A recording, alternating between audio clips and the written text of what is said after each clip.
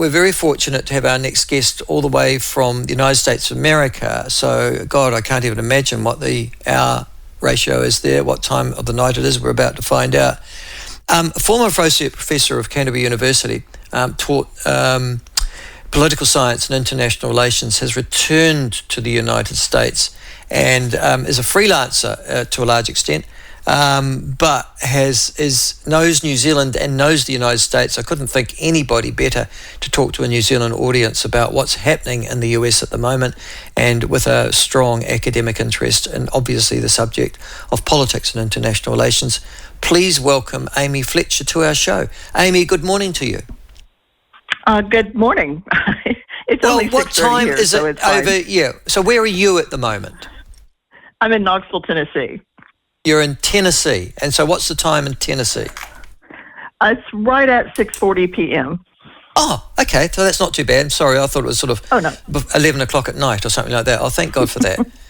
Hey, before we get into it, just tell me a little bit about yourself. I actually, you did a question and answer for Star News, Canterbury Star or the Christchurch Star a long time ago. Do you remember that? Yes, I do. Yes, I remember that. That can't have been too long ago, in actual fact. You went home to the United States for COVID, is that right? And never came back?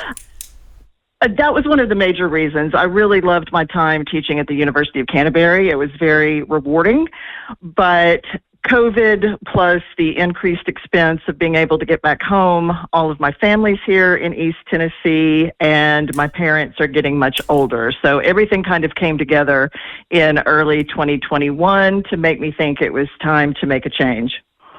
Okay, all right. I'm glad that you're there anyhow.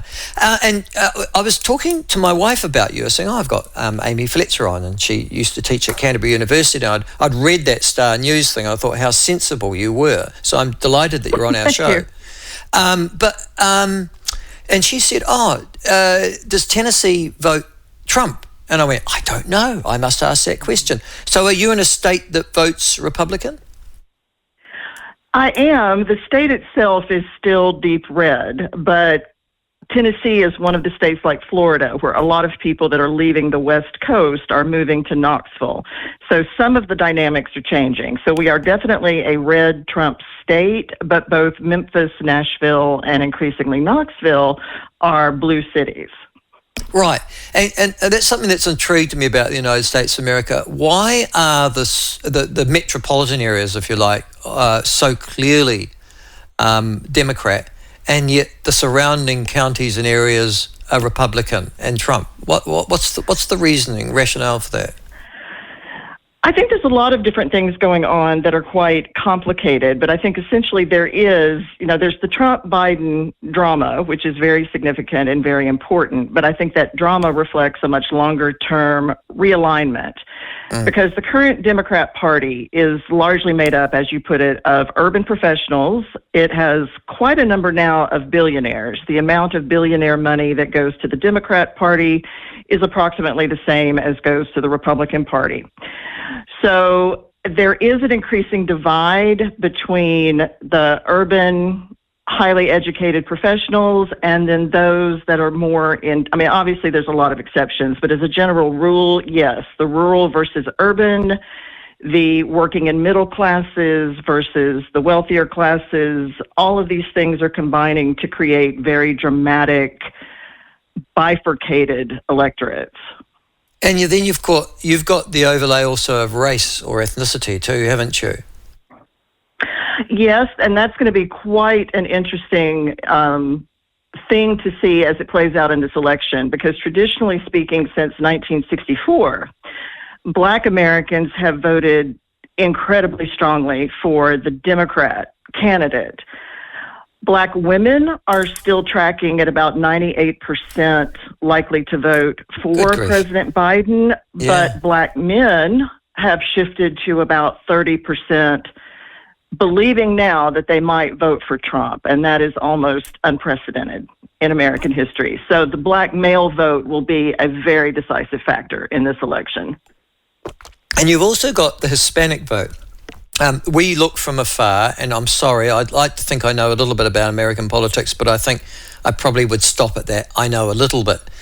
But you've got a huge Spanish or Central sort of American, South American influence coming through. Are most of those people legal or illegal migrants or what, who make up the Hispanic vote in the US?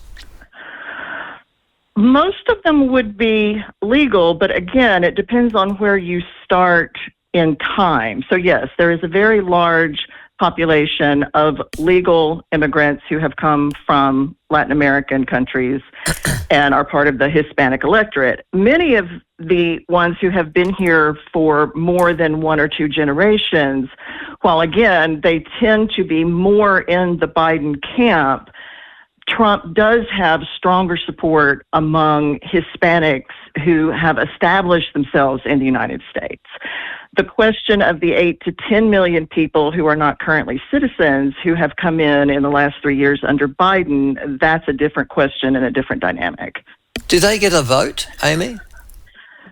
They do in New York City, will allow migrants there, even if they are not legal citizens, to vote in local elections, but no, they cannot vote in the federal election. So, that's extraordinary to me. You've got 8 or 10 million non-citizens who are of Hispanic origin. Is that right? Predominantly Hispanic, though there have been, in the last 3 years, the number of Chinese origin immigrants who are coming into the States. There have been many from Haiti, of course, because of the, tragic events that have happened in Haiti recently. So, it's quite a mixed profile coming from many parts of the world, but yes, predominantly Latin America. Right. So, and what about Asians? Because that's the other, I would imagine, big migration group that have come into the United States over the last 10, 15 years, 20 years. Yes, again, we have a lot of Chinese migrants attempting to come into the States and who have in the last couple of years, certainly from other Asian countries as well.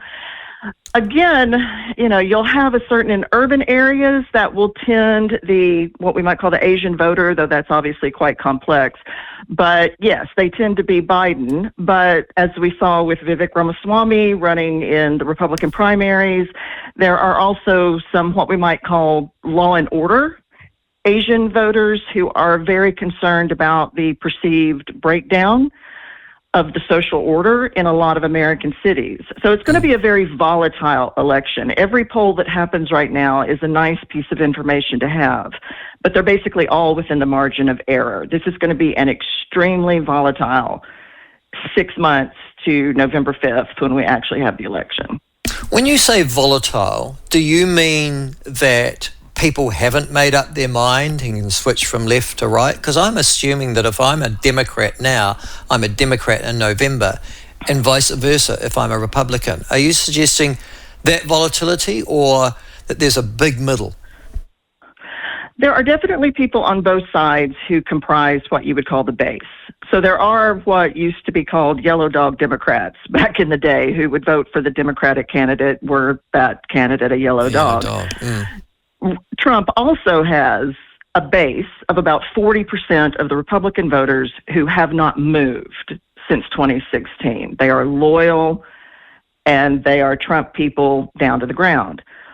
What's making this election interesting is that independents will play a huge role.